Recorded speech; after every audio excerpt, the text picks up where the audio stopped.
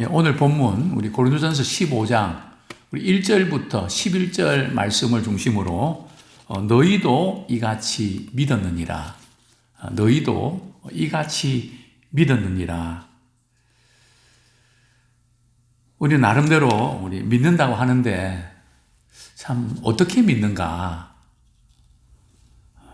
나 믿거든요. 이렇게 하지만 뭘 믿는데요? 어떻게 믿는데요? 이렇게 물어보면 난 그냥 믿는데요. 나 교회를 믿는데요. 지금까지 믿어온 대로 믿는데요. 그 믿음의 내용이 분명치 않는 것을 보게 됩니다. 특별히 오늘 본문을 준비하면서 사실 고린도 교회는 좀 영적으로 문제가 많았습니다. 내부에 분열도 있었고요. 은사 때문에 문제도 많았고 또 음식 문제에 대해서도 여러 가지 또 이렇게 갈등도 있었고요. 참 고린도 교회는 참 문제가 많은 그 교회인데 바울이 오늘 15장에서 이렇게 말씀을 합니다. 우리 12절에 보면 그러므로 나나 그들이나 이같이 전파하며 너희도 이같이 믿었느니라. 너희도 이같이 믿었다는 것은 정말 제대로 믿는 것이 뭔지를 가르치는 거거든요. 참 문제가 많음에도 불구하고 바울은 고린도 교인들을 향해서 너희도 이같이 믿었다. 우리도 어떻게 하면 이같이 믿을 수 있을까요?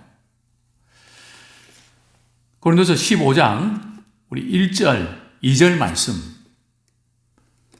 참 어떻게 믿었길래 바울이 이렇게 고린도 교인들을 위로하고 격려했을까요?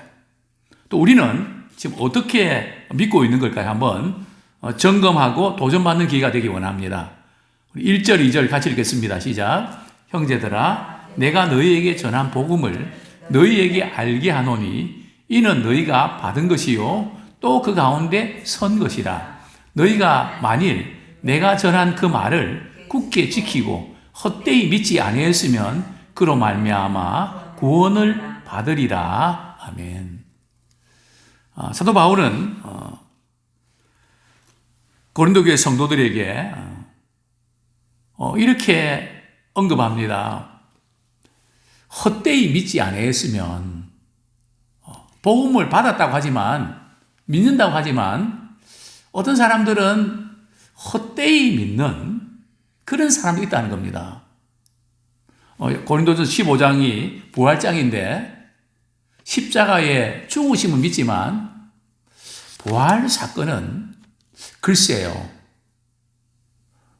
사람이 죽으면 그만이지 다시 살아나는 거 머리는 알겠는데 그게 저는 안 믿어집니다. 고린도 교인들 가운데는 이렇게 부활을 믿지 않는 분들이 좀 있었습니다. 부활을 믿지 아니하면 그건 헛되이 믿는 거거든요. 또 어떤 것이 헛되이 믿는 걸까요? 내가 전한 그 말을 굳게 지키고 복음을 우리가 받아들이는 거 대단히 중요합니다. 청소년 수련회 때나 부흥회 때 은혜 받고 말이죠. 나 복음을 받았습니다. 나 복음 믿습니다. 그때 받은 은혜 너무 귀한 일이죠. 그러나 은혜는 복음은 뜨거울 때 한번 받고 그때를 그리워하면서 살아가는 것이 신앙생활이 아닙니다. 그 다음 단계가 있거든요. 복음을 받아들였으면 어떻게 될까요?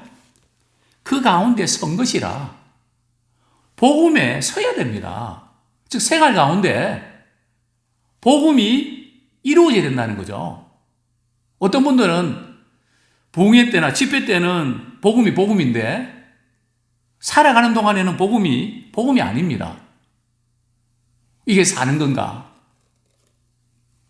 물론 사는 게 힘들어서 때로는 좌절될 일도 있지만 정말 복음을 아는 사람들은 이게 사는 건가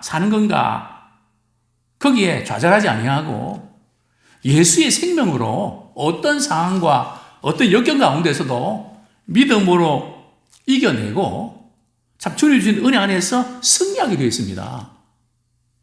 이래 살아서 뭐 하는가? 왜 계속 이렇게 살아야 되나? 우리 이렇게 한탄하는 것, 정말 그것은 죄입니다. 우리를 살려주신 주님이 말이죠.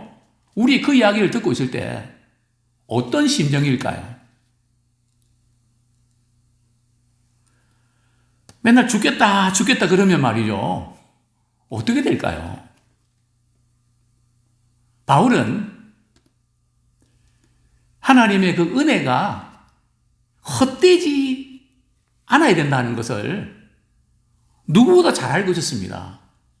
예수님이 나를 생명 주시면서 우리를 죄에서 건져내셨는데 우리가 대신 죽어 있어야 되는데 주님이 대신 죽으시면서 우리를 살려놓으셨는데 다시 그냥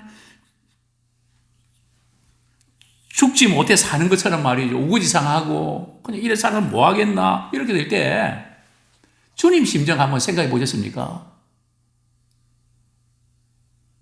참 주님께서 뭐 그런 말씀 하시지 않겠지만 내가 너를 보니까 괜히 십자가에 못 박힌 것 같다. 참 그 은혜가 헛되이 되지 않도록 정말 은혜 받은 자로 살아내기를 소원합니다. 근데 우리는 너무 쉽게 머리로만 복음 받아들이고 삶 속에서는 복음에 굳게 서질 않습니다.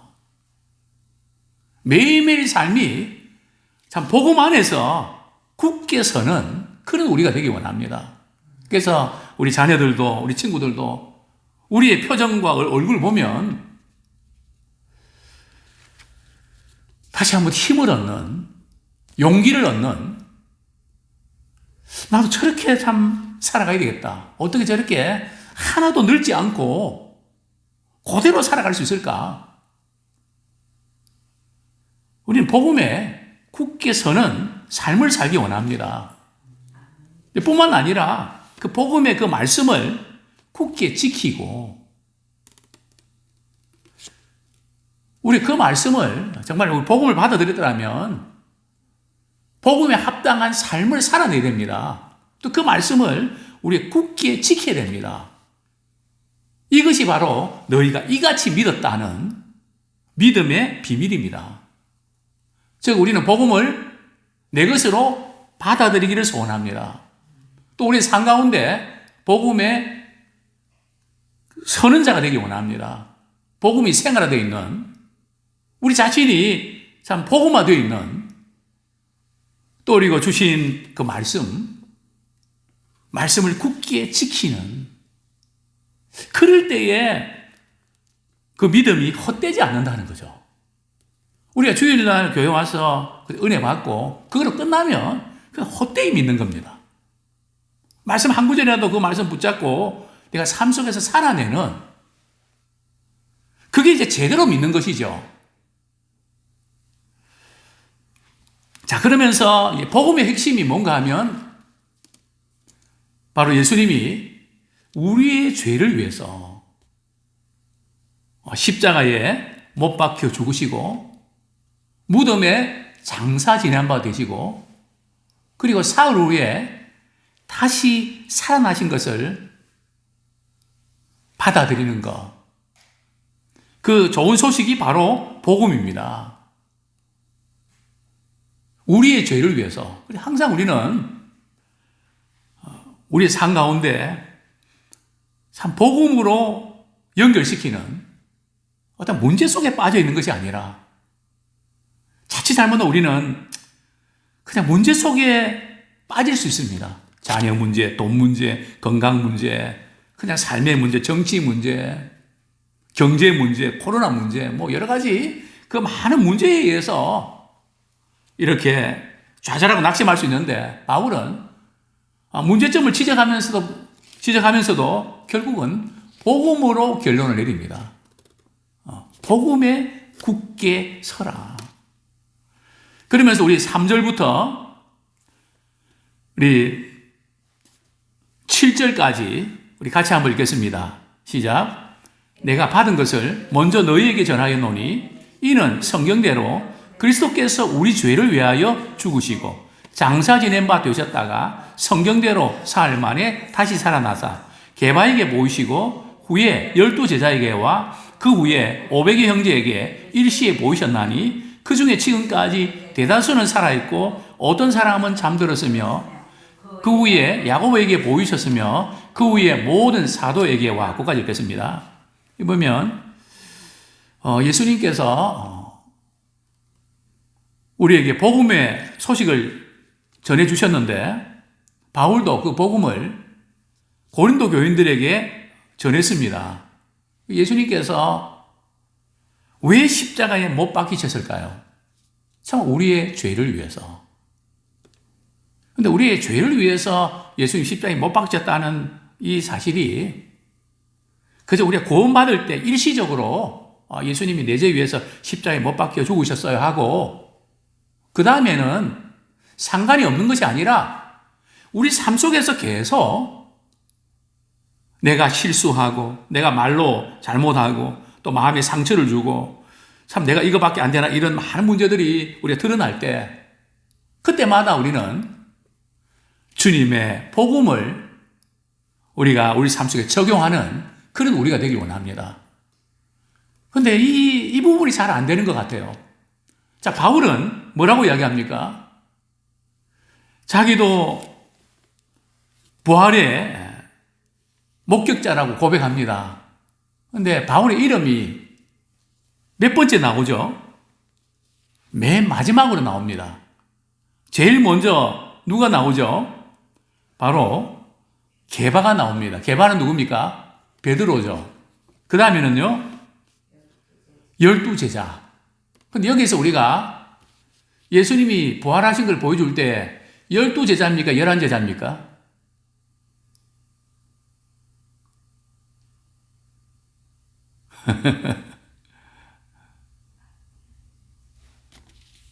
가룟유다는 이미 지금 죽었죠, 그죠? 그 자리에 없죠? 그래서 성경에서 이제 이렇게 12제자 할 때에 그 숫자로 꼭 12명이라는 의미보다는 12제자라고 하는 어떤 이름, 그것을 이렇게 언급하고 있는 것입니다. 어쨌든 우리 제자들 전체에 나타나시고 그 다음에 몇 명 모였을 때 나타나셨다고요?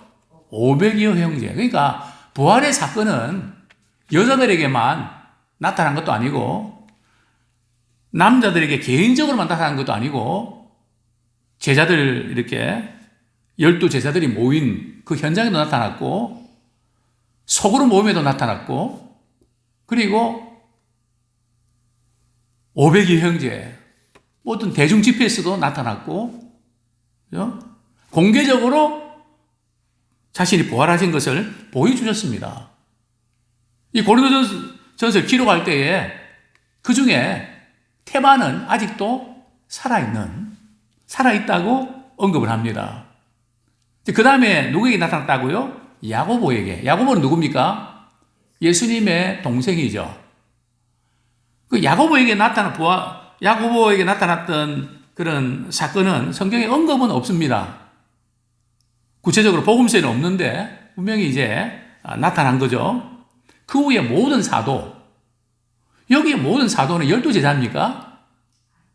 12제자가 아니고요. 좀 더 넓은 의미에서 바나바라든지 이런 사람들을 포함한 그런 복음의 증인으로 쓰임받는 그런 사도들을 의미합니다. 그 다음에 맨 나중에 만삭되지 못하여 난 자 같은 내게도, 왜 바울이 자신을 가리켜서 맨 나중에 만삭되지 못하여 난 자, 이 본래 만삭되지 못하여 난 자는 어떤 아이를 말합니까? 어떤 사람 말합니까? 보통 우리 10개월 만에 아이가 태어나잖아요. 근데 좀 일찍 이렇게 나온 그런 경우들은 이제 만삭되지 못했다 그랬는데, 바울은 자기 자신이 정말 그 자신의 부족함을 느끼고 나는 정말 사도라 감당할 수 없는 그런 사람입니다. 바울이 은혜 받고 죄용사 참 선교사로서 사역을 정말 이렇게 잘했지만, 그러나 그는 죄용서 다 받았지만 내가 과거에 교회를 핍박했던 거, 그래서 나는 죄인 중에 개수입니다. 우리 이것을 놓치지 말아야 됩니다. 우리 은혜 받고 체험하고 나면 뭐 그냥 능력 받고 막 대단한 그런 우리가 사람으로 생각할 수 있는데, 우리 그거 조심해야 됩니다. 바울은 지금 복음을 말이죠, 매일매일 삶 속에 적용합니다. 그래서 바울은 이런 표현을 많이 썼죠. 나는 날마다 죽노라. 바울은 나는 날마다 죽노라 하면서 역으로는 말이죠, 바울은 날마다 주님으로 해서 살아나는. 그래서 빌립보서에서 바울은 이렇게 고백하죠.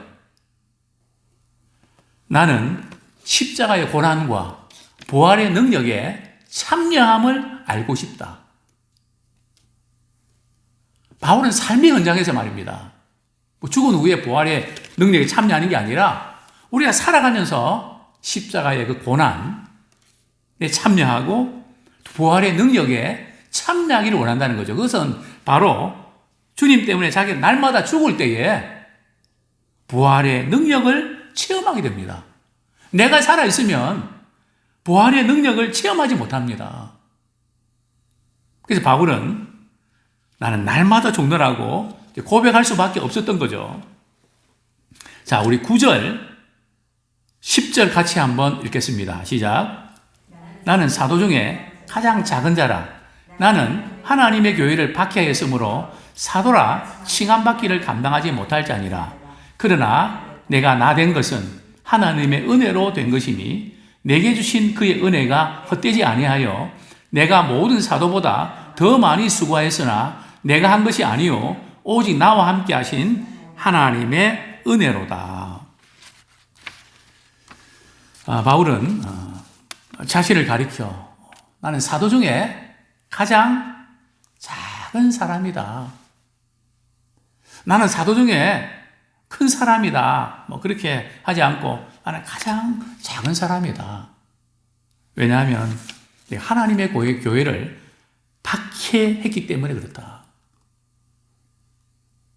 바울은 이것을 이것을 이제 이렇게 잃어버리질 않습니다. 그래서 항상 우리는 자신이 교만해질 때마다 주님이 나를 어떤 상황에서 구원해 주셨는가, 우리 그것을 늘 기억이 됩니다. 그래서 우리가 은혜의 제로 베이스를 찾아야 됩니다. 근데 우리는 그런 것을 잊어버리거든요. 이스라엘 백성들도 애굽에서 나온 것을 잊어버리고, 그래서 성경은 항상 너희들이 애굽에서 종되었던 그것을 기억하면서 외국인들한테 잘해야 된다. 근데 그것을 기억하면서 역할을 잘하는 분들이 그렇게 많지 않는 것 같습니다. 왜냐하면 자꾸 까마귀 고기를 좋아해갖고, 그걸 잊어버린단 말이죠. 근데 바울은 항상 좀 교만해질 때마다 나는 죄인 중에 개수입니다. 내가 처음 주님을 만났을 때, 그때를 기억하면서 늘 그 모습, 조금도 교만하지 않고 겸손한 모습으로 살아내는 그런 우리가 되기 원합니다. 사도라 칭함하기를 감당치 못할 자입니다. 저도 금년에 우리 총회 참 교육부장으로 이렇게 선기됐는데, 제가 그렇게 기도, 하나님, 저는 이 부분을 참 감당할 수 없습니다. 교회 교육부서도 부흥하고 정말 그냥 이렇게 열매 맺고 이런 사람이 교육부장 돼야 되는데, 저 같은 사람이 어떻게 이 일을 할 수 있겠습니까? 참 말이 안 되지만 주님 은혜 주셔서 우리 총회에 지교회 우리 아이들, 우리 성도들 정말 주님을 알아가는 데 섬길 수 있도록 주님이 역사해 주십시오. 저 스스로는 말이 안 됩니다. 도저히 감당할 수 없습니다. 참 주님의 은혜를 구할 수밖에 없습니다. 근데 바울은 그러나 나는 감당하지 못할 사람입니다 하고 여기서 멈추면 안 된다는 거죠.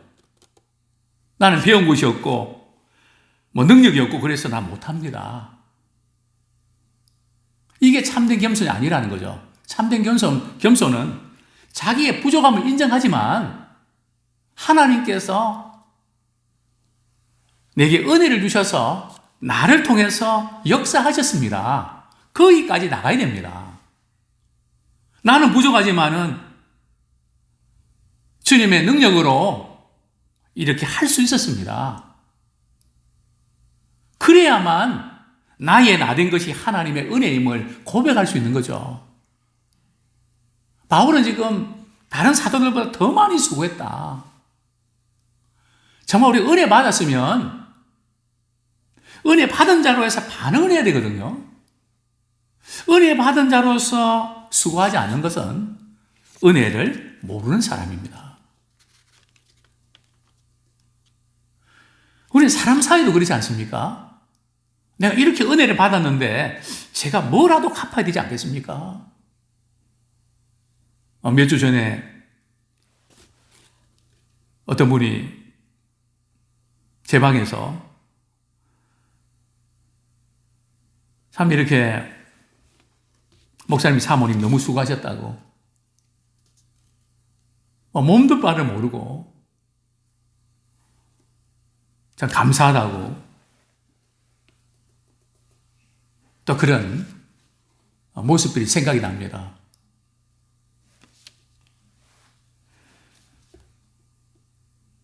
참 우리가 이 신앙이 없어도 그 은혜, 그 고마움, 뭘로 다 말로 표현할 수 없다고.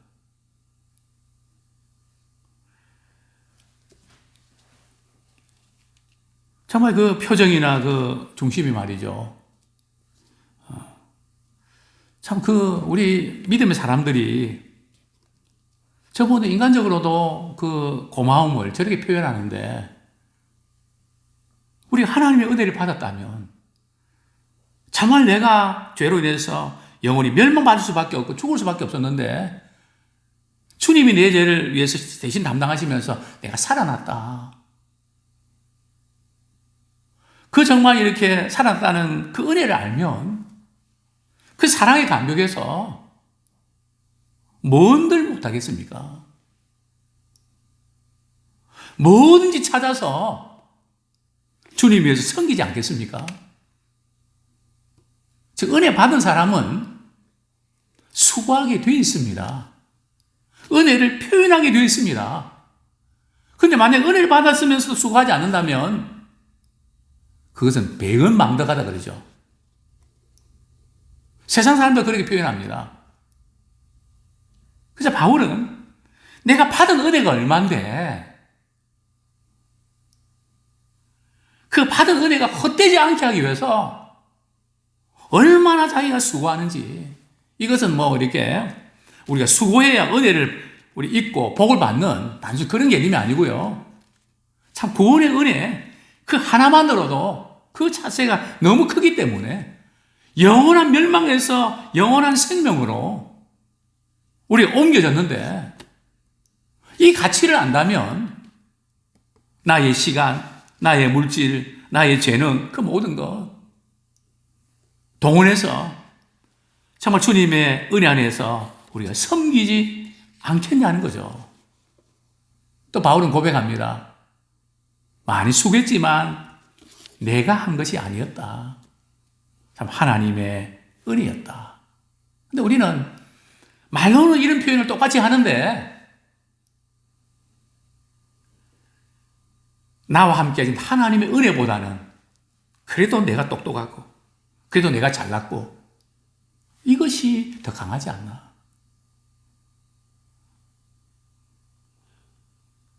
참 이 모든 수고, 이 모든 봉사도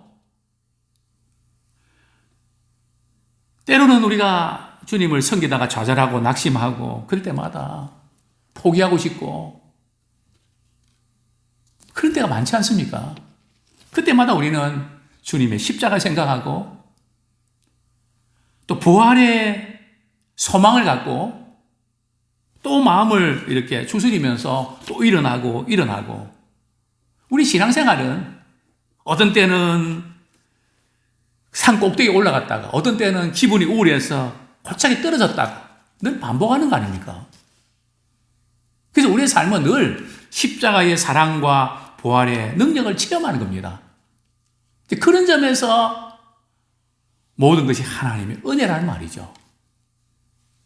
아무쪼록 우리는 너희도 이같이 믿었다고 하는 복음의 건강한 믿음, 복음에 굳게 서는 믿음, 복음의 말씀을 지키는 그런 믿음, 또 복음의 핵심은 바로 부활입니다. 십자가의 죽으심과 다시 살아나게 되는 우리 역시 다시 살아난단 말이죠. 그래서 우리는 부활의 신앙을 가져야 우리 삶이 바뀝니다. 언젠가 우리가 이 세상 떠날 때에 우리가 주님 앞에 다시 서게 되는데 우리 행한 대로 주님이 심판하실 때에 우리는 아무렇게 시간 보낼 수 있을까요? 세월을 낭비할 수 있을까요? 그래서 우리는 항상 주님의 은혜가 내게 헛되지 아니하여 정말 주님의 은혜를 받은 자로서 십자가의 은혜를 받은 자로서 십자가를 자랑하면서 복음에 합당한 삶을 살아내기를 축원합니다.